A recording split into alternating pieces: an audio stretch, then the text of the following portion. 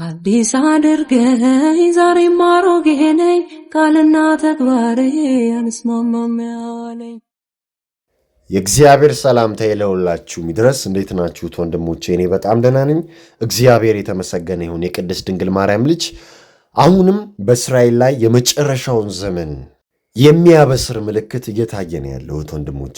በጣም በሚያስፈራና በሚያስደነግጥ ሁኔታ ማለት ነው። በሺዎች የሚቆጠሩ ቢስ ንቦች፣ እንግዲህ የቢስ ስዋርም የንቦች መንጋ በእስራኤል የሚኖሩ ነዋሪዎችን አስደንግጠዋል። በደቡባዊቷ ኔቲቮት ከተማ ውስጥ ሲዘዋወሩ ነበር። በጣም በሚገርም ሁኔታ ማለት ነውና እዛ አካባቢ ያሉትን ባለስልጣናቶች የእስራኤል ባለስልጣናቶችን እስከ ማስደንገጥ ደርሶ ይህ ክስተት ሰዎች ከቤታቸው እንዳይወጡ በቤታቸው እንዲቆዩ ሁላ ትእዛዝ ተሰጥቶ ነበር። ኢማጂን የንብ መንጋ ሰፈራችሁን፣ መንደራችሁን፣ ከተማችሁን ከበው ሰዎች ከቤት እንዳትወጡ ሲባልና የት ቦታ ከበቡ የሚለውን እንደተለመደው በመረጃና በማስረጃ እናየዋለን። ይሄ እስከ መጨረሻው ዘመን አኳያ እንዴት ሊታይ ይችላል ከአንታይክራይስቱ ስፕሪት ጋር የሚለውንም እንዲሁ አያይዘን እናየዋለን። መርሃ ግብሩን እስቲ ሁላችሁም ላይክ አድርጉት። እንዲሁም የደይ 7 የዩቲዩብንም ቻናል ሰብስክራይብ በማድረግ ቤተሰቡ ነው። እንደምታዩት የኔቲቮት ከተማ በዚህ በንብ መንጋ ተከባ ነበር ማለት ነው እና ሰዎች ራሳቸውን ለማዳን ሲሯሯጡ ነበሩ። በምታዩት መልኩ ማለት ነው። ይሄ ንብ ነው፣ የንብ መንጋ ነው እና ማን ቀድሞስ ይሄ እንደሚፈጠር ተናግረዋል ከዓለማዊ ሰዎች መካከል የሚለውንም እናየዋለን። ከመጽሐፍ ቅዱስም አንጻር እናየዋለን። በጣም የሚገርም ነገር ነው እየሆነ ያለው። ይኸውላችሁ መኪናውን እንደዚህ ከበውት መሬት ላይ አይቀር በሰማይ አይቀር በምታዩት መልኩ ሰማይና ምድሩን ከበውት ነበር ማለት ነው። በጣም የሚገርም እኮ ነው እና የእስራኤል እንግዲህ የሚሊቴሪ ፕሌኑንም እንደዚህ ከበውት ነበር። ታስታውሳላችሁ ከዚህ በፊት ከሳምንታት በፊት በቅርቡ ባድ ኦመን የተባለ ይሄ በጣም መጥፎ ምልክት ነው፣ ይሄ የአፖካሊፕስ አለርት ነው የተባለ 100 ኦፍ ክሮውስ የቴል አቪቭን ሰማይ አጥቁረውት ከበውት አልታዩም ቁራዎች። ይሄ እንግዲህ ከዚህ ከመጥፎ ምልክት ጋር የተያዘ እንደሆነ ዴይሊ ሜል ሌሎችም ጋዜጦች ዘግበውታል እንደምታውቁት ማለት ነው እና በዮሐንስ ራእይ ምዕራፍ 19 ከቁጥር 17 ላይም ይሄ ነገር እንደተጠቀሰ አይተን ነበር በመረጃና በማስረጃ ጥሩ ምልክት እንዳልሆነ። አሁንም ከቁራ አልፎ አሁንም የቢስ ስዋርም የንቦች መንጋ ሌላኛውን የእስራኤል ክፍል አጥቅቶታል፣ ከቦታል ማለት ነው በምታዩት መልኩ። ስለዚህ ይህ ተደጋጋሚ ምልክት ምን ያሳየናል? ኖርማላይዝድ አድርገን ነው ወይ ማየት ያለብን?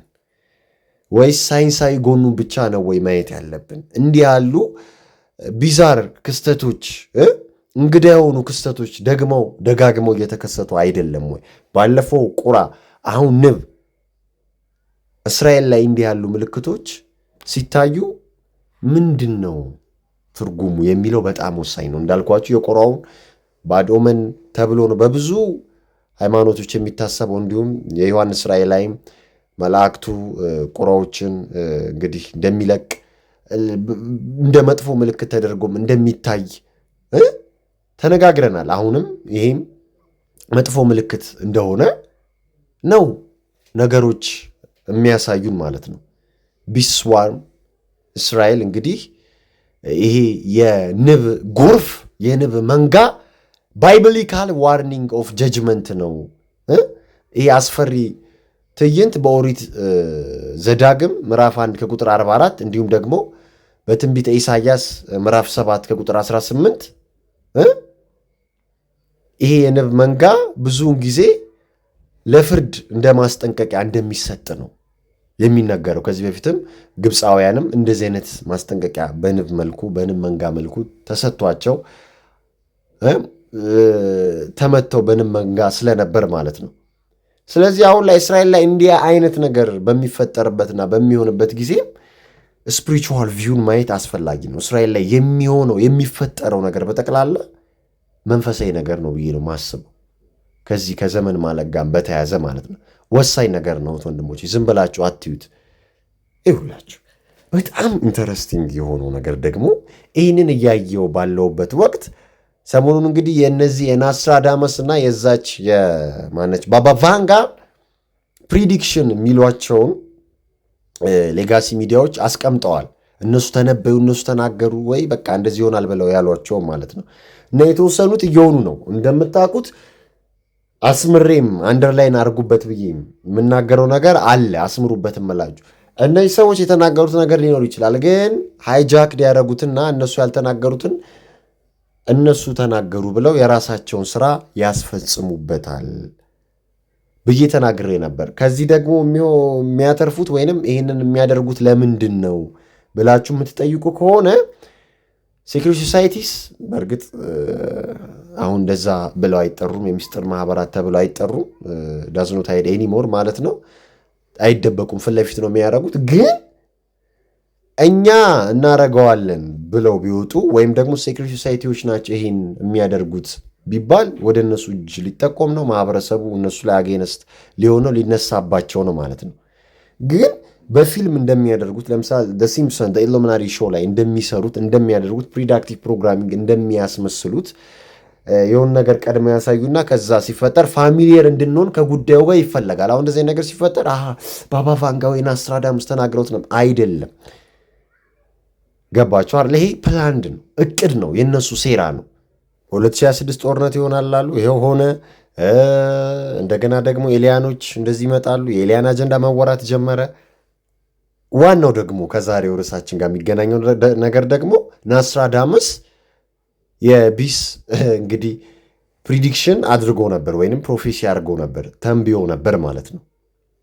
በጣም የሚገርም እኮ ነው ወንድሞቼ። እንደምታዩት ስዎርም ኦፍ ቢስ ዊል አራይዝ፣ የንብ መንጋ እንግዲህ ይነሳል ብሎ ናስትራዳሙስ በ26 ይሄ ነገር ይፈጠራል ብሎ ተናግሮ ነበር። እንግዲህ እንዲሁም ደ ግሬት ስዎርም ኦፍ ቢስ ዊል አራይዝ ነው ያለው ማለት ነው። በምሽት በቃ ከፍተኛ ሆነው እንደሚነሱ እንደሚወጡ ኢማጂን። ይሄ ግን እንደ ባድ ምልክት ተደርጎ ነው የሚታየው፣ እንደ ጀጅመንት ዴይ ተደርጎ ነው የሚታየው ማለት ነው። ገባቸው አይደል? ሰዎች በብዙ መንገድ ያዩታል። ቢስ የሚባለው ምናልባት ድሮን ሊሆን ይችላል። ቢስ የሚባለው ምናልባት አሁን ላይ ያለው ፖለቲካም ሊሆን ይችላል። ግን ዳይሬክት ሜሴጁን ካያችሁት ይሄ ነው አፕን ያደረገው ማለት ነው ዩሲ። ስለዚህ እነሱ አይውላችሁ ሴራቸውን ብቻ አይደለም የሚከውኑት የሚያከናውኑት። እህት ወንድሞች፣ ባይብሊካል የሆነውን ነገርም በጣም ሪሰርች ያደርጉታል፣ በጣም ያጠናሉ። በጣም ብዙ የተማሩ ብዙ ሳይንቲስት በስፒሪቹዋል ዓለሙም ያሉ ብዙ አጥኚዎች አሏቸው። ስለዚህ ወደፊት ሊሆን የሚችለውንም ነገር እዛው ከመጽሐፍ ቅዱሱ ጋር አንድ ላይ በማየት እንደዚህ አይነት ነገር ያስቀምጣሉ። በጣም በሚገርም ሁኔታ ማለት ነው ወንድሞቼ። እና ስለዚህ ይሄ ምልክት በመጨረሻው ዘመን ከሚታዩት ምልክቶች መካከል አንዱ ነው ማለት ነው። ጥሩ ምልክት አይደለም ማለት ነው። የመቅሰፍት ምልክት ነው ማለት ነው። ገባችሁ አይደል ወንድሞቼ? ደግሞ በጣም ኢንተረስቲንግ የሆነው ሌላኛው ነገር ምንድን ነው? በዚህ በአንታይ ክራይስቱ ቫይብ ላይ እንደዚህ አይነት ነገር መፈጠሩ ማለት ስለ አንታይ ክራይስቱ እየተነሳበት ባለበት ወቅት ራሱ ዶናልድ ትራምፕ አንታይ ክራይስቱ ነው፣ ጸረ ክርስቶስ ነው። ከዛ ፎቶ በኋላ እንግዲህ ብዙ ነገር እየተባለ ነው። ትራምፕ መልሶ ቢያጠፋውም ራሱ እንደ ጂሰስ ያደረገበት ወይም እንደ ክርስቶስ ያደረገበት ማለት ነው። እንግዲህ ከኋላ ያለውንም አሳይቻቸዋለሁ። ኤንኪ እንደሆነ ራሱ ሉሲፈር እንደሆነ፣ ስለዚህ በሉሲፈር እየተዘወረ እየተመራ የራሱን የመሲሁ መንገድ የአባቱን መንገድ እየጠረገ እንዳለ እሱን ሰርቭ እያደረገ እንዳለ የዮሐንስ ወንጌል ምዕራፍ 8 ከቁጥር 44 እንደሚለው ማለት ነው። የአባቱን ምኞት እያደረገ እንደሆነ ተነጋግረን ነበረ። ስለዚህ አሁን ታከር ካርልሰን ላ ሳይቀሩ እንግዲህ ታከር ካርልሰን የዛ ፓርት ኦፍ ቢግ ክለብ ሳይሆን ቀርቶ ሳይሆን ብቻ እያስተጋባ ነው ያንን ነገር። ግን አሁንም አንደር ላይ ማድረግ ያለባችሁ ኢንፋክት እንደ እውነታው ከሆነ ትራምፕ አንታይ ክራይስት አይደለም። በዛ በማቴዎስ ወንጌል ምዕራፍ 24 ላይ የተቀመጡት አሉ በስሙ የሚመጡ ሐሰተኛ ነቢያት፣ ከነሱ መካከል ነው፣ መንገድ ጠራጊ ነው። ግን ትራምፕን አሁን እንደ አንታይ ክራይስቱ የመምሰል ነገር እየታየ ነው።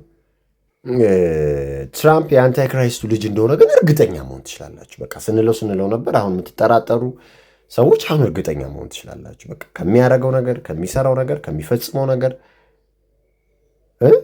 ተነስታችሁ ለመሆን ከሚፈልገው ነገር ተነስታችሁ በቃ የእሱ መንገድ ጠራጊ አገልጋይ እንደሆነ ማየት ትችላላችሁ። ተረዳችሁ አይደል ወንድሞች? ግን አንታይክራይስቱ አይደለም። እናንተ ትራምፕ ላይ አንታይክራይስቱ ነው ብላችሁ ጸረ ክርስቶስ ነው መሲሁ ነው ብላችሁ ፎከስ ስታደርጉ እሱን በመልካም ነገር ሊያመጡት ይችላሉ። እንዳትገምቱት አድርጋችሁ ማለት ነው። ምክንያቱም ትራምፕ ነው እናንተ የምትስሉት። ያኛው ግን ሲመጣ በቃ ጥሩ ነገር ያደርጋል፣ ኔሽንስ ይመሰርታል፣ ሀገራቶችን በአንድ ያደርጋል ምናምን እንደዚህ አይነት ነገር ሲሰራ ሀገራትን ከሀገራት ሲያስታርቅ ወይ ቀስ ብሎ ውስጥ ለውስጥ ስራውን ሰርቶ በኋላ ላይ እኔ ክርስቶስ ነኝ ብሎም ስለሚያውጅ ማለት ነው። በዚሁ ሲመጣ እንዳናየው ኖቲስ እንዳናደርገው ግሬት ዲሴፕሽን ከሆኑት መንገዶች መካከል አንዱ የትራምፕም ሊሆን ይችላል ነውም ብዬ ነው ማስበው። ስለዚህ ጠንቀቅ ብሎ ረጋ ብሎ በበሰለ መንገድ ነገሮችን ማየት፣ መፈተሽ፣ ማገላበጥ መልካም ነው እንጂ አሁን ትራምፕ ከማን ወገን ነው ከማን ወገን ቆመ ምናምን የሚለው ግልጽ ነው። አሁን ትራምፕ ሲደግፉ የነበሩ ሰዎች ራሱ ኧረ በስመ አብ ብለው ተጸጽተው እንግዲህ እሱ ላይ አጌነስት እንደሆኑ እያየን ነው። ጥሩ ነው፣ መልካም ነው። በዚሁ መቀጠል አለባቸው። እሱንም መቃወም መቻል አለባቸው። ዲያብሎስን ሰይጣንን ተቃወሙት ከእናንተም ይሸሻል ስለሚል ቅዱሱ ቃል እኛ በዛ መሰረት ነው የምንሄደው ወንድሞቼ፣ እንደምታውቁት ማለት ነው። ክብርና ምስጋና ለቅድስት ድንግል ማርያም ልጅ ለጌታችን ለመድኃኒታችን ለኢየሱስ ክርስቶስ ይሁን። በነገራችን ላይ እንኳን ለጌታችን ለመድኃኒታችን ለኢየሱስ ክርስቶስ ለቅድስት ድንግል ማርያም ልጅ ለሆነው እንኳን ለዳግማይ ትንሣኤ በዓል በሰላም አደረሳችሁ። እንኳን ለትንሣኤው በሰላም አደረሳችሁ ለማለት ፈልጋለሁ። ዛሬ ዳግማይ ትንሣኤ ስለሆነ ማለት ነው። ስለዚህ አሁን እስራኤል ላይ እየሆነ ያለውን በደንብ ተከታተሉ። በደንብ ሁሉም ነገር ከዛ ስለሚጀምር ማለት ነው። አሁን እየተደረገ ያለው ጦርነትም ረገብ ብሏል እንደምታዩት፣ መልሶ መጀመሩ ግን የማይቀር ነው። እዛው በሚድል ኢስቱ ባሉ ሀገራቶችም እስራኤልና ኢራን መካከል ላይሆን ይችላል፣ ሊሆንም ይችላል። ሶስተኛ ሰለም ቤተ መቅደስም መገንባት እንዳለበት ማሰባችሁን እንዳትዘነጉ። እዛው ላይ ሚድል ኢስቱ ላይ እንደሚመጣም እንዳትዘነጉ። ስለዚህ ሚድል ኢስቱ ክራይሲስ ውስጥ መግባት እንዳለበትም ማወቅ መቻል አለባችሁ። ስለዚህ ይሄ ሁላ የመሲሁ መምጣት ነው የሚያቃርበው። ራቢዎቹ የሚሉትን እያሰማችሁ ስለሆነ ማለት ነው። ስለዚህ አሁን እንደዚህ አይነት ነገር ክስተት እየታየ ነው። በጣም የሚገርም ነገር የእስራኤል ሰማይ ላይ እየታየ ነው። ቀጣይስ ምን ይሆናል የሚለውን ምንጠብቅ ይሆናል። ፈጣሪ ከዲያብሎስ ስራ አስፈጻሚዎች ሁላችንን የሚጠብቀን። ሰላም ለእናንተ ይሁን። አበቃን።